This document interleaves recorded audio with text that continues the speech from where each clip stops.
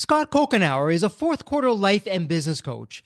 Drawing from nearly 30 years of experience as a COO and CEO and an unplanned, unwanted business exit, Scott helps business owners over 45 who are successful, yet in the throes of mapping out their business exit and transition and don't know what to run to. He concentrates on helping owners of small to mid-sized companies create clarity and design a comprehensive life and business plan. He helps not only with strategy, but secures solid traction through an iterative approach. Scott's clients are reaching new heights and accomplishing much more than they ever thought possible.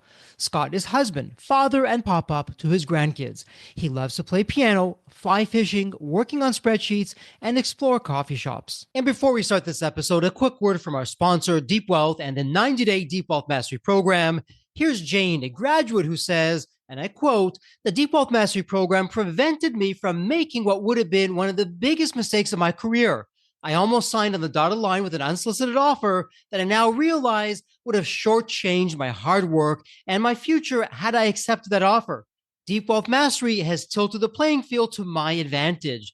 Or how about Lynn? Wow, he gets right to the point, and I quote, "Deep Wealth Mastery is one of the best investments ever made because you'll get an ROI of 100 times that.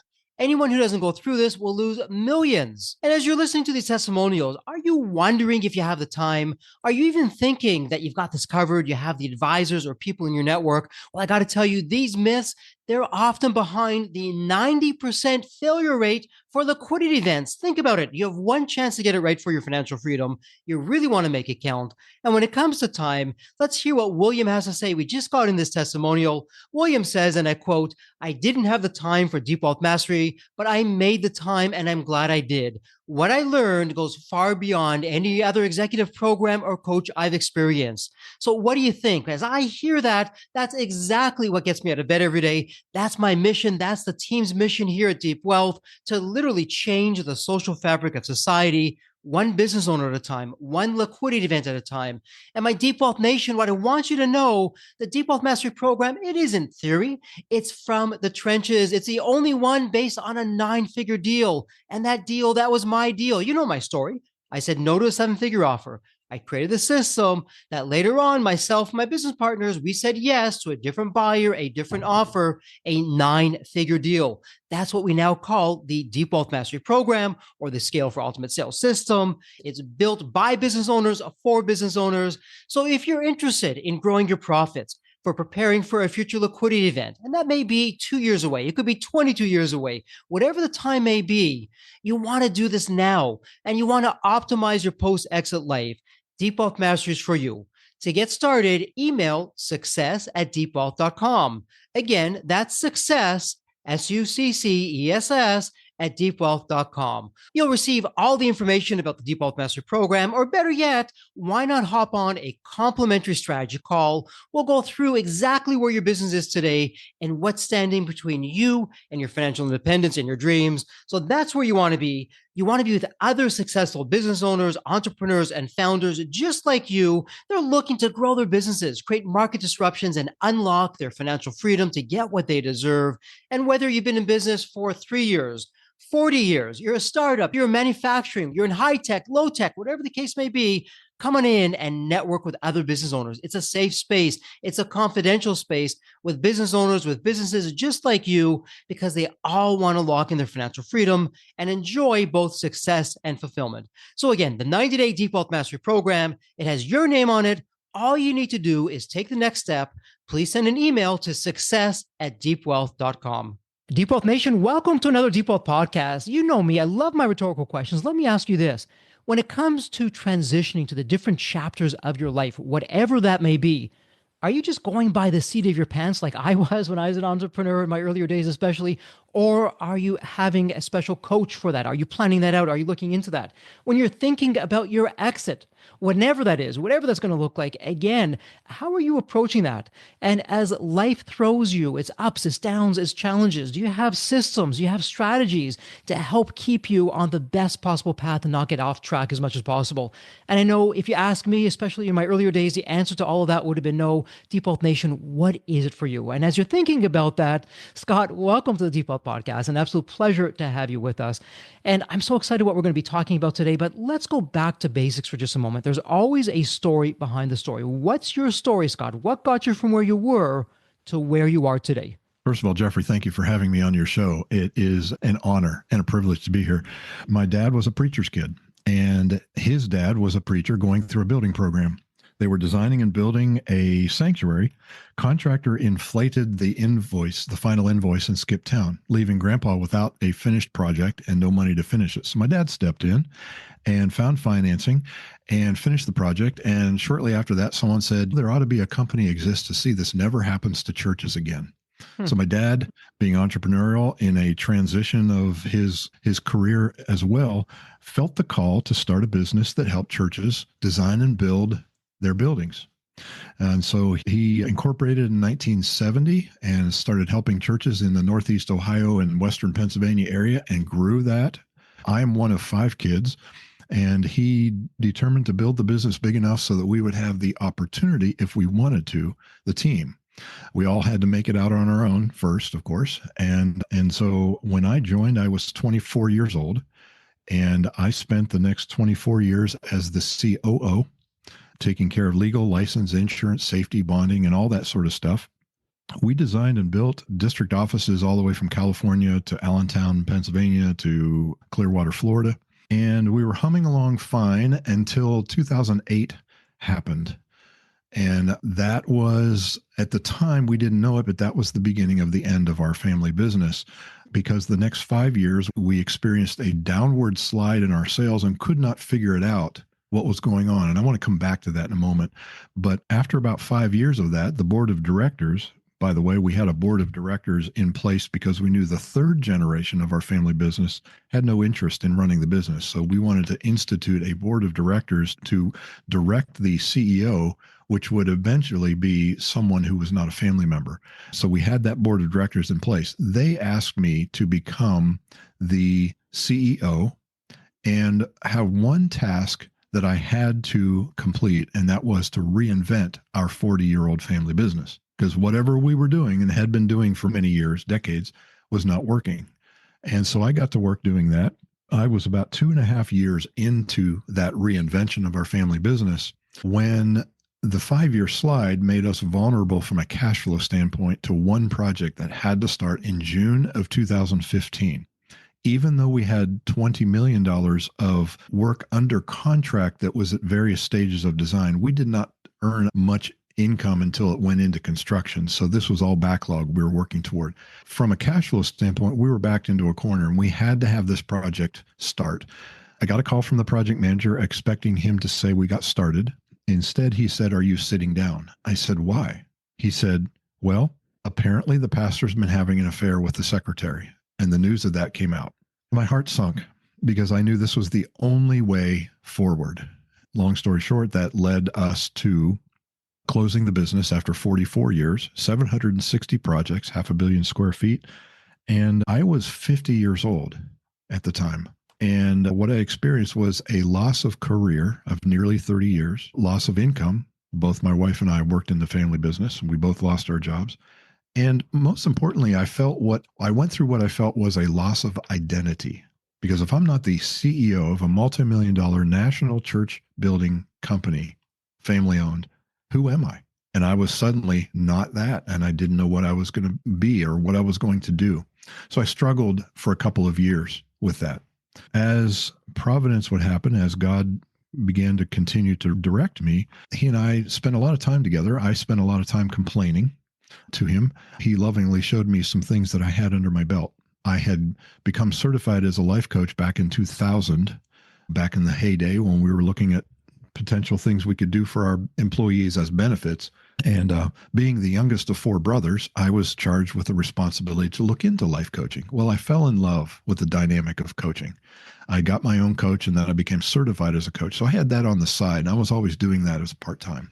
I was COO for 24 years. I was CEO for 2.5 years. I know what it's like, those of you who are listening, if you've been through a downturn and you've done what is called a Black Monday, where you and your HR person go into an employee's office, sit down for 5 minutes and tell them we have to let you go, not for performance, but because the business can't afford you.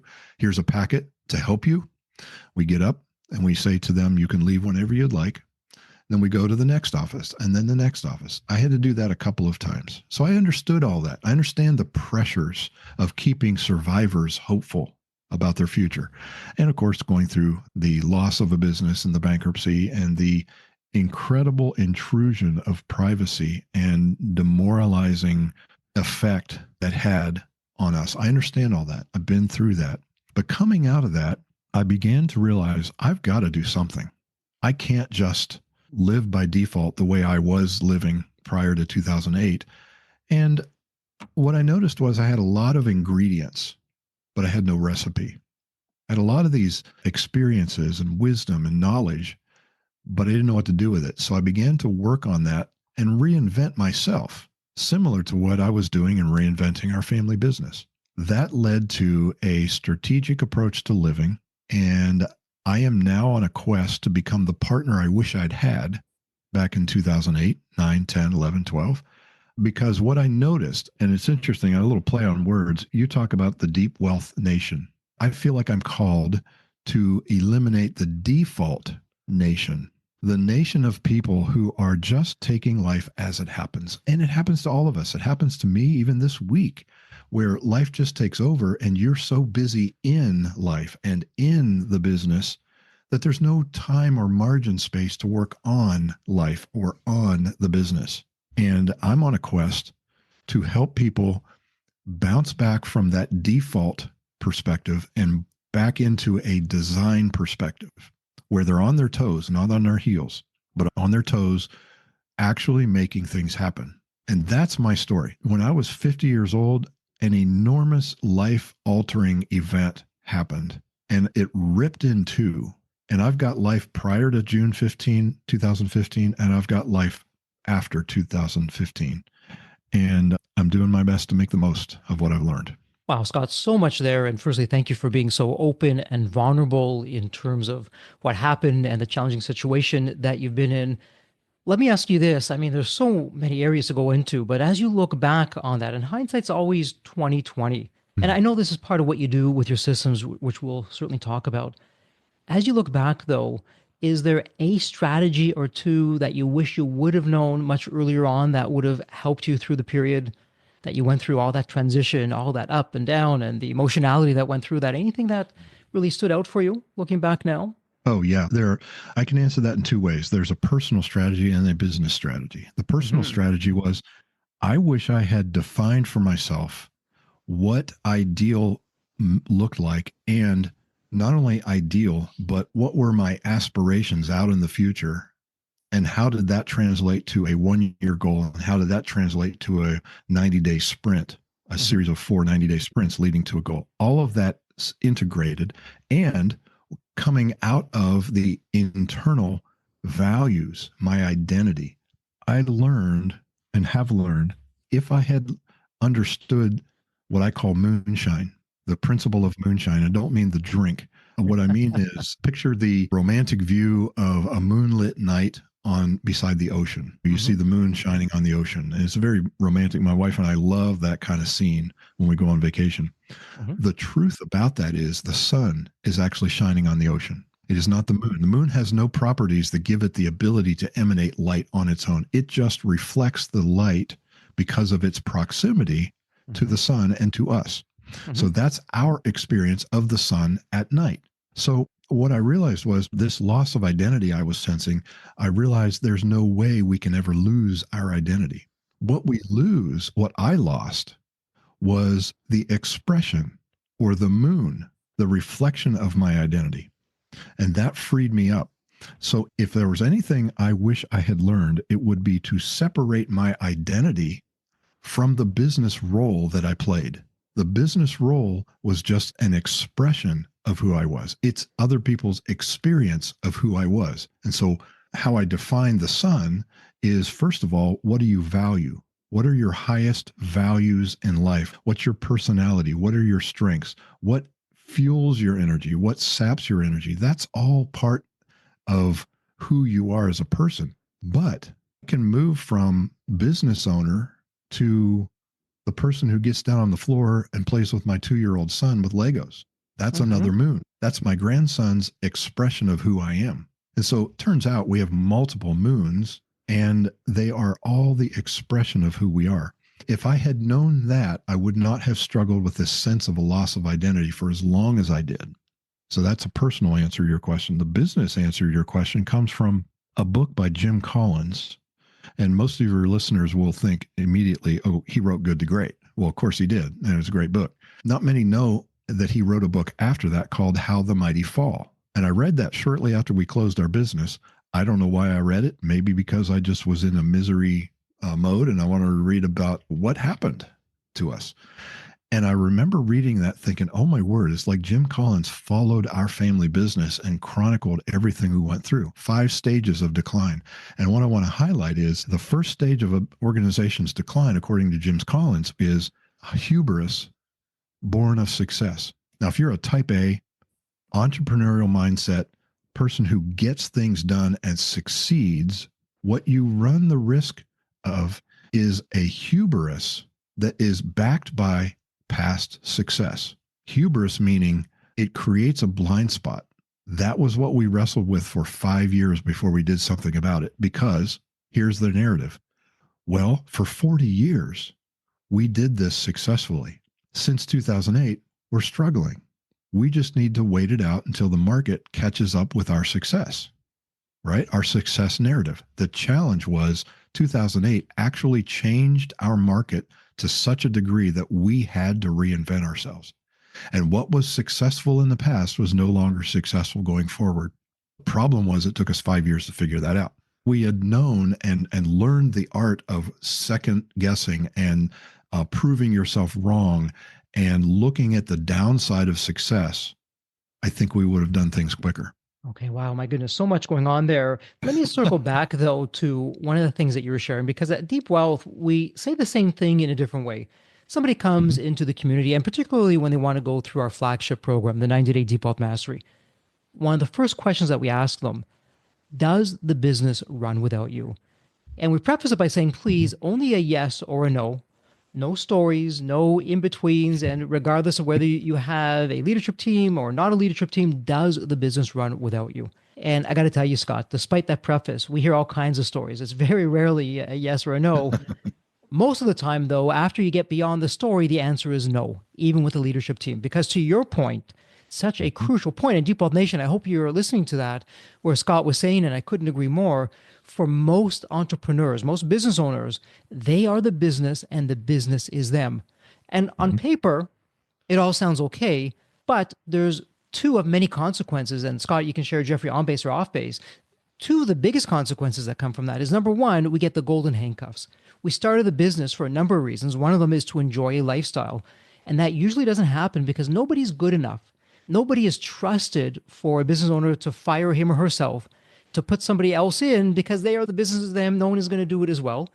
And then when it comes time to transition, when it comes time to raise capital or have an exit or even grow the business, a future investor or buyer is running for the hills as fast as they can because they don't want a second full-time job, otherwise known as running the person's company that they just bought, because it's falling apart when the next day they're no longer there and they're off into the sunset with all these zeros. Or even worse, they'll say, okay, I'll invest in the company. I'll buy the company. There's going to be a significant penalty because there's going to be a mess I'm going to have to clean up. Would love your thoughts on that. I listened to someone who owns a business describe themselves, and they can describe themselves as a business owner. They say, I'm a business owner. Or they could say, I'm someone who owns a business. There's a distinct difference in identity. When you say, I'm a business owner, what you're saying is my identity is a business owner. But when I say, I am someone who owns a business, your identity is secondary. Now, here's the deal. When my identity is attached to the role that I play, I am going to go kicking and screaming out of the center of that business because it's my identity. Why would you ask me to give up the very essence of who I am to become deeply wealthy? How can I be deeply wealthy and lose my identity? That's the big challenge with a lot of business owners. If they catch this concept that their identity is not, in fact, tied to their role, that their business owner role does not define them. It is an expression of them. It's the moon. It doesn't emanate light, it just reflects light. Then, when you focus on your person as separate from the role, you actually increase the value of your business because you're no longer wrestling with what you're giving up, but you're excited about what you're grabbing a hold of outside of that role. That makes so much sense. Let me ask you this now. We're starting to go into your systems from, I love how you took your journey, the Mhm. triumphs, the pains, everything else in between, and you now put this into here's the best practices, here's a done for you system, but it's not so generic that it's useless for you, but it's also not so specific that it can't apply to you because of best practices, it's going to work for you. And I know you talk a lot about living with purpose in the second half of life, whatever that may mean for someone for the second half. Part of your journey that you shared with us, what was that defining moment where you realized, okay, you know what, second half of my life now, I'm going to make that shift in my own journey? Well, if I take you back to June of 2015, of course, the next Hmm. 6 months we were embroiled in all kinds of creditor involvement and all that sort of thing. So coming out of that, then I Hmm. spent a couple of years just, I would flip back from do I start a business on my own or do I go to work for someone else? So I Hmm. flipped from 1099 to W 2 to 1099 and back and forth. Keep in mind, my wife also lost her job, but she landed a job a couple of months afterward, and that helped pay for health insurance Hmm. and some cash in our bank account. But it wasn't an ideal situation for her, and I knew that. So 5 years later, 2020, August of 2020, my wife says, "Did you know that today is my 5th year anniversary?" And I could not, Jeffrey, I could not believe how fast that 5 years went. All of a sudden, it was like sand through my fingers. I had just frittered away 5 years of just flip flopping. Do I work for myself? Not really committed to anything. But in 2020, when she said that, it was like a defibrillator that Hmm. shocked me into a rhythm of beginning to really sink my teeth into a life strategy, and not for my just for myself, but helping others as well. Hmm. That was a wake up call for me. I think Hmm. we all have wake up calls. I think we all have trigger moments when we become face to face with the inevitability of the fact that our lifespan is so short. I was 55 at the time. If the life expectancy of an American male is 78 years, imagine if I was looking at a graph paper and every square on that graph paper represented 1 week of life. I Hmm. was looking at all the weeks I had filled, all those squares I'd filled versus all the squares I had left. That set in motion a sense of urgency that I had to make the most of what I had left. And that was the significant point in my journey. It's a wake up call. And whether it's what you're talking about, or some people, they will put a marble in a jar. And any day of the particular week, maybe every Saturday, I'm taking a marble out of the jar, and the ones that are left, that's the expected life expectancy. Now, we're not going to dive Mhm. into the biohacker kinds of things that we talk about on the podcast and extending your life Right. expectancy and all those other kinds of things, but it really is a wake up call. So let me ask you this: as you're working not just with entrepreneurs, I know you also work with executives and, generally speaking, Mhm. successful people. One of my favorite questions in that kind of scenario, it's good old Pareto's law, otherwise known as the 80-20 rule. And Mhm. it can be 20% of my activities are creating 80% of the results, or 20% of these issues are creating 80% of the so-called problems or challenges that I have. So with that in mind, when you're working with your community, are you seeing some common patterns that you'd want us to know about here at Deep? Well, I think the most common thing that I run into is this, and we've talked about it, is this identity. Once they come to the realization that their identity is separate from the role, Mhm. then the natural next question is, well, then who am I? Mhm. If I'm not the role of business owner, then who am I? I take a concept from the family business called design build, Mhm. and we first design their identity. And in Mhm. essence, what we're really doing is rediscovering what Mhm. is already there. So Uh-huh. we do a deep dive into values, a deep dive into personality, I do what is called a love-hate list, which is basically what's a list of things that you love doing and being, what you love about life, because that's what fuels our energy, and do the opposite. What don't you like? What do you shy away? What saps your energy? What is the kryptonite in your life? Out of all of that, then we build on that design. We build upon, and I use a 6-point framework that we look at life from 6 different perspectives. Of course, the first one is the spiritual, being spiritually anchored, and that's where the identity is located. I think that's the biggest theme to answer your question. The biggest 20% that yields 80% of the benefit is in understanding I, as the business owner, am a person and am a human. We're not talking about soft skills that we attach to the end of all the hard stuff that we're working on. We actually take that soft and put that in the center, because the truth is we are humans first, and business owners or executives second. Every one of us was an 8-year-old on a playground trying to figure it out. We were all trying to figure out this life and community and getting along with people and who am I and all that. That is not lost on us when we're 40 or 50 or 60. So I bring back the idea that we are humans first, and then the expression of that humanity is how we can strategize going forward. And speaking of that, and you actually shared this in the very beginning with us, when you were going through your particular challenge in life, one of the biggest challenges in your life where your identity, your career, your livelihood was all put on the line, and it was now, okay, change it. And eventually, okay, this is no longer going to be happening for you.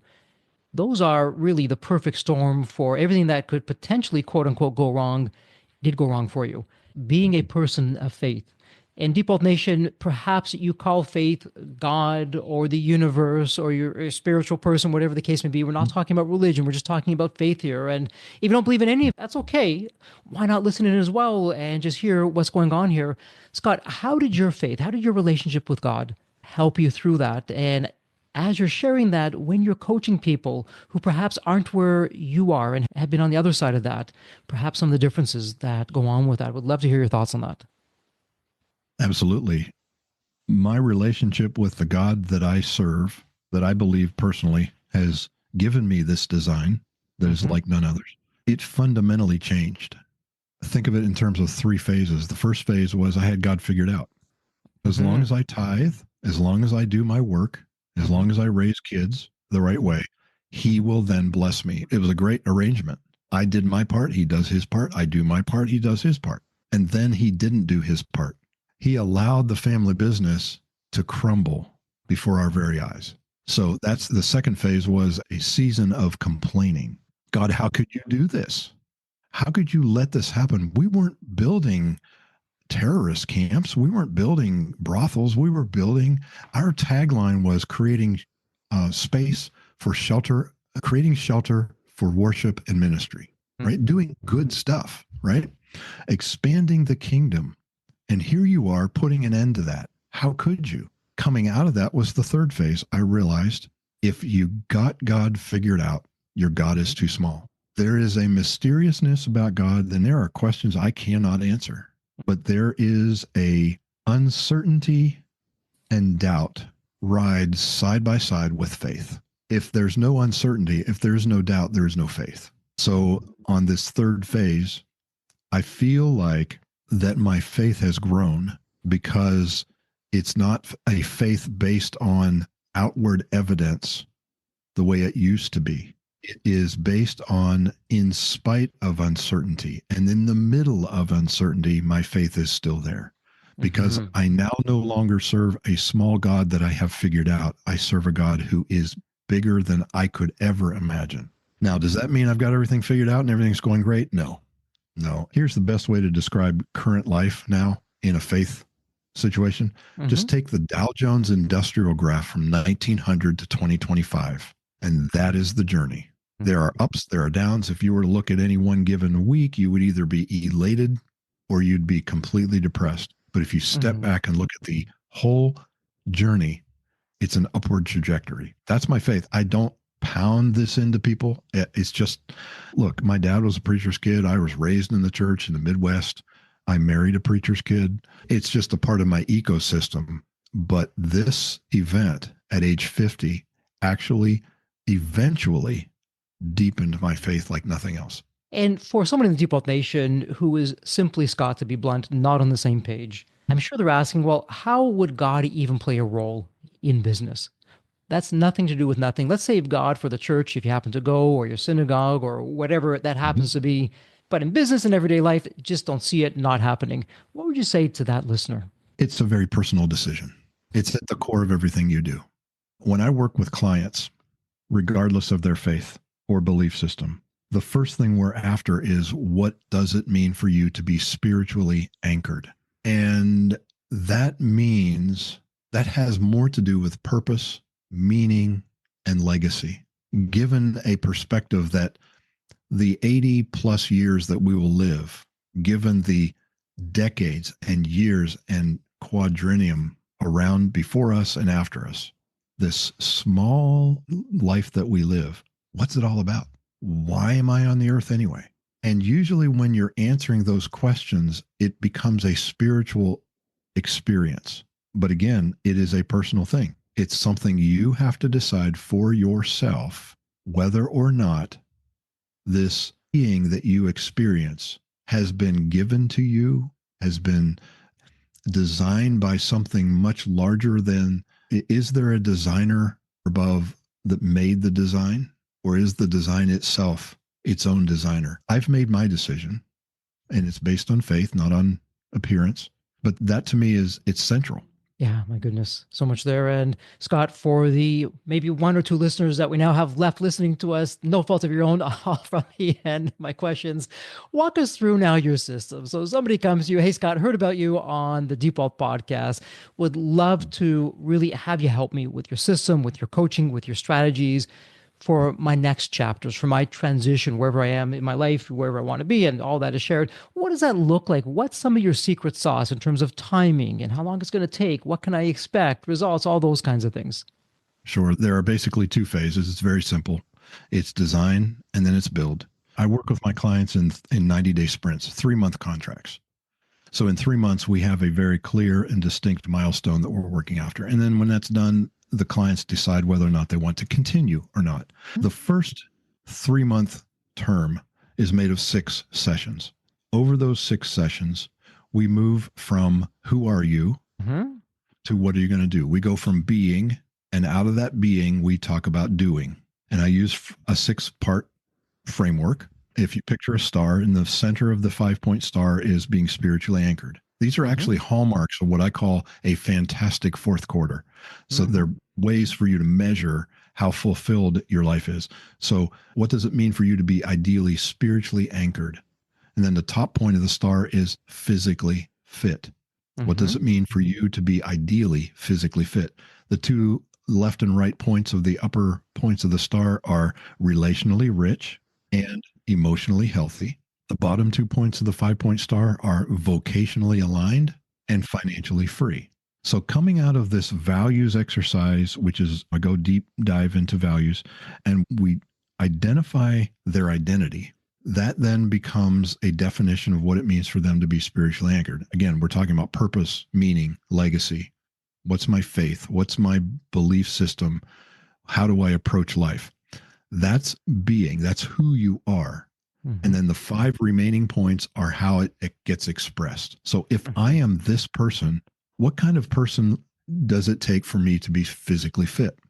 How does this impact my relationships, my emotions, my vocation, and my finances? So those are all the doing parts. That then leads to what I call a 3-point execution process, and that is aspirations, goals, and milestones. Aspirations are usually things that we want to see happen over 3+ years. Now, they're not specific. They're more directional. In general, where am I headed? Use an example of a vacation. If we want to go west, what we just ruled out was north, south, and east. So we're going west. That's an aspiration. I'm in Ohio. So if I'm going to go west, my next step is to go to Indiana. That's west. That's a goal. That's a 1-year goal. It's more specific, but it's still open to interpretation because now we're going to break that 1-year goal into 4 90-day sprints. Okay. And we're going to lay out those 4. The first sprint is more definite than the three sprints following, but it's almost like holding up a lantern on a pathway. That light is only going to shine so far, but we know there's a path. So as we take the first 90-day sprint in execution, we'll know more when we're done with that. And what I do between sprints is what I call a films review. And the film stands for forward. Did we forward the needle? I stands for intuition. What's our gut feel? L stands for learn. What did we learn in the last 12 weeks? And what happened in life over the last 12 weeks? M is measurement. Did we do everything we set out to do? And if so, why? And if not, why? And then that all culminates to the S, which is so what? That's the pivotal question. With all the answers to those FILM questions, how does that then shape next sprint? And so we go into that next sprint smarter than we did at the beginning of the first sprint. And what I noticed in this execution phase is an accelerant kind of thing going on, because if your listeners are familiar with a red car effect, the reticulator activating system, when you are turning your attention to something so systematic and strategic, then you begin to pick up on things you otherwise would never have picked up on. If I study a red car and I'm looking to buy a red car, I start seeing red cars everywhere. That's right. That's not coincidence. It's what happened inside of us. Our attention is being shaped. So we actually can pursue a 1-year goal and achieve it quicker because of that accelerant that's going on, because we're changing our attention, and it's all strategic. So that's what I do with my clients. We are first working on their identity, and then we're working on the execution. We're first working on the design, and then we're building it. I love that method to the madness. And I know in preparing for this, I was impressed by the three phases. Okay, let's understand, Jeffrey, who you are. Then what do you really want? Let's design around that. And then, okay, let's build it. But it's not going to be, we build it today and then we're done. Well, we're going to build it. We're going to, as you move along in your journey, address these different things. And then across the 6 frameworks that you have, from spiritual, physical, relational, emotional, vocationally, and financially, how that all ties together. And what I love about that, Scott, so many people say that business isn't personal. Wow, do they have it wrong? Everything is personal. Because if it's not working on the personal side, that is definitely going to spill over onto the business side, and vice versa. If it's challenging, tough, difficult on the business side, you better believe, unfortunately, sadly, it's going to spill over onto the personal side to our loved ones, to our family, whether we intentionally mean that or not. So we're a whole being. To your earlier point, we are showing up as a whole being, and love how you're going about doing that. So let me ask you this, because as the old saying goes, you can bring a horse to water, but you can't force it to drink. So you have these wonderful strategies. You've put the system together.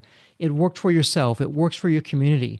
But that said, I'm wondering, is there a factor or a few factors that really determine if someone's going to thrive or if they're going to stagnate on the second half of life in terms of these programs and strategies that you put together? Yeah, I call it a trigger point, or an awakening. Until you have that awakening, you're not ready. You're just dancing around the edges. When you've reached that awakening, then you're ready to do something. As the old saying is, when I'm sick and tired of being sick and tired, I'm doing something. When the pain of change is less than the pain of staying the same, then I will change. I usually say to those in my email list, when you're ready, you will know when you are ready. It can always be applied. Then the sooner you apply a strategic approach to life, living by design instead of by default, the sooner you do that, the less regrets you will experience. Robert Louis Stevenson is famous for having said, in the end, sooner or later, we sit down to a banquet of consequences. And if you're living by default, those consequences will be less desirable than if you were living by design. So it's a call to the future. The sooner you start living by design, the less regrets and the more enjoyable your consequence banquet will be. So let me run this by you, Scott. And you can say Jeffrey on base or off base. And I absolutely hear what you're saying, that unless and until there's what some people may call a low point in life, or there's a challenge in life or something that's really going to be pushing the envelope for you. Until you have that, you may not necessarily be ready for that. But the flip side of that, it's not as though we're just doing nothing and idly Mm-hmm. waiting by for something to happen. With your systems, I can give myself the framework and the strategies to be observant. Okay, wow, today I'm feeling something different. Oh, okay, yeah, I spoke about that with Scott. This is one of the telltale signs. Let me now go into a curious mode and then into a action mode, and down the list we go until I'm now able to begin to deal with this and work through this and come out the other side, whenever that may be, on a better point, a higher point, a better person. How am I doing with that? There are some people who I will begin working with, and Mm-hmm. although they are doing it because it sounds great, they're enamored by, okay, this makes sense to me, right? The journey of growth begins to reveal to you just how your life was when you were living by default, by contrast. Mm-hmm. And so you begin to that becomes a measure of awakening. Mm-hmm. I've had clients who have really hit an awakening moment 2 or 3 months or 2 or 3 cycles into 3 months contracts with me, because just being on the journey has helped them to change the way they see their life. And they say, you know what? I'm ready to kick this thing in gear. Let's get going. Love that. And like with anything else, and again, Jeffrey, you're on base, off base. It's a personal journey and it's going to be different for everyone. And yes, there's some best practices, some tools, some strategies, how I react, how I view things. That's going to be uniquely personal. Perhaps another way of saying that, hey, everyone is imperfectly perfect in their own way, in their own manner. So, Scott, before we go into wrap up mode, I know for a fact there are so many questions I did not have a chance to ask. Is there one particular question I didn't ask that you'd like to put out there, or even a theme that we haven't yet discussed, or a topic that we haven't covered? There's one topic that I want to just touch on real briefly, and I call it agency. We flip in and out of agency. What I mean by agency is when I don't have agency, I feel controlled by circumstances and other people's decisions. It may be an okay place to visit, but it's not a place you want to live. Agency, however, is you feel like you have options and choice. Here's the deal about agency. There is always context to everything we face. There's always a bigger picture at play. And that means that nothing is ever as bad as it seems, and there is never anything as good as it seems. So if you step back far enough from anything you're facing, whether it's a success or a failure, you step back far enough, you'll begin to see options. Options then open the door to choice. Options plus choice equals agency.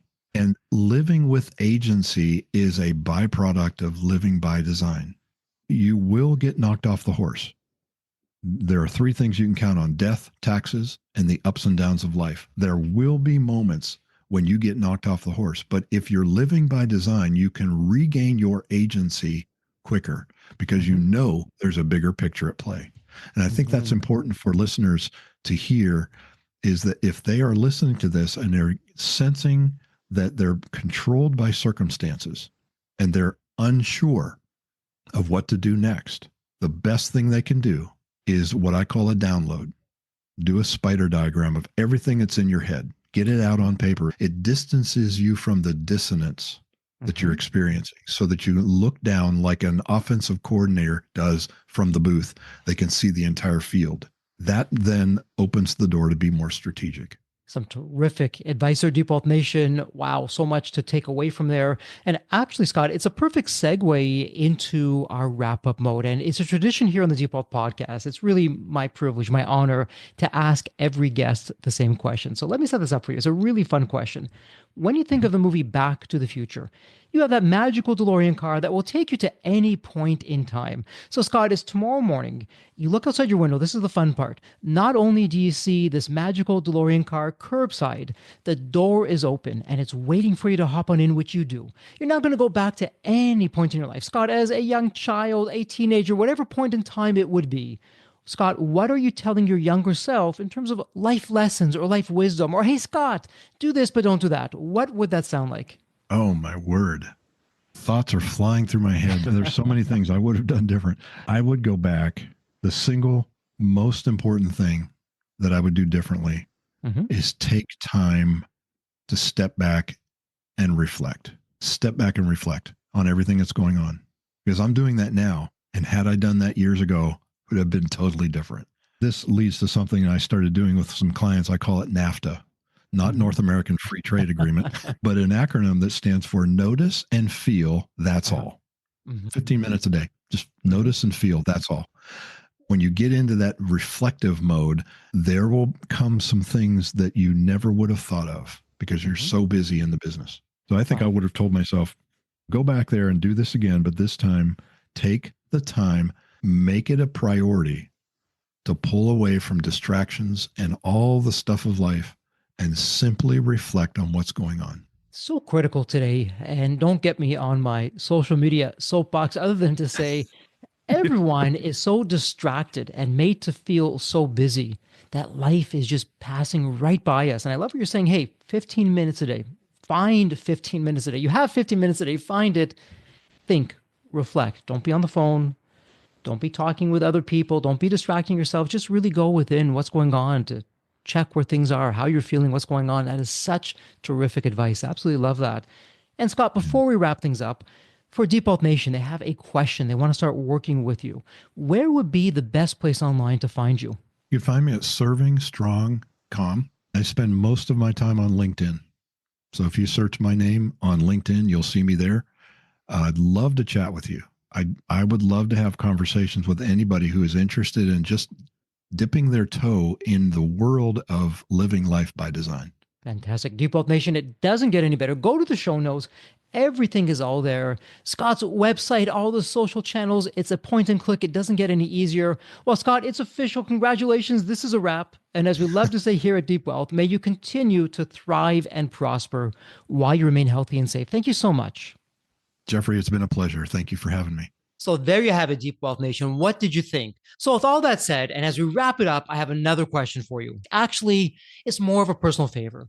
Did you find this episode helpful? Have you found other episodes of the Deep Wealth Podcast empowering and a game changer for your journey? And if you said yes, and I really hope you did, I have a small but really meaningful way that you can actually help us out and keep these episodes coming to you. Are you ready for it? The dramatic pause. I'll just wait a moment. Drum roll, please. Subscribe. Please subscribe to the Deep Wealth Podcast on your favorite podcast channel. When you subscribe to the Deep Wealth Podcast, you're saving yourself time. Every episode automatically comes to you. And I want you to know that we meticulously craft every one of our episodes to have impactful strategies, stories, expert insights that are designed to help you grow your profits, increase the value of your business, and yes, even optimize your post-exit life and your life right now, whatever you want that to look like. And every time you subscribe and a fellow entrepreneur subscribe, it's a testament to how together, yes, we are changing the social fabric of society. One business owner at a time, one liquidity event at a time. So don't let the momentum stop here. Subscribe now on your favorite podcast channel. You'll never miss an episode. You'll be the first to hear from the top industry leaders, the innovators, the disruptors that are really changing and shaping the business world. And maybe you're commuting, maybe you're at the gym, maybe you're taking a well-deserved break that we spoke all about on this episode. The Deep Wealth Podcast, it's your reliable source for the next big idea that could literally revolutionize your business. So once again, please hit that subscribe button, stay connected, inspired, and ahead of the curve. And again, your next big breakthrough moment, it might just be one episode away. Maybe it was even this episode. So all that said, thank you so much for listening. And remember, your wealth isn't just about the money in the bank. It's about the depth of your journey and the impact that you're creating. So let's continue this journey together. And from the bottom of my heart, thank you so much for listening to this episode. And as we love to say here at Deep Wealth, may you continue to thrive and prosper while you remain healthy and safe. Thank you so much. God bless.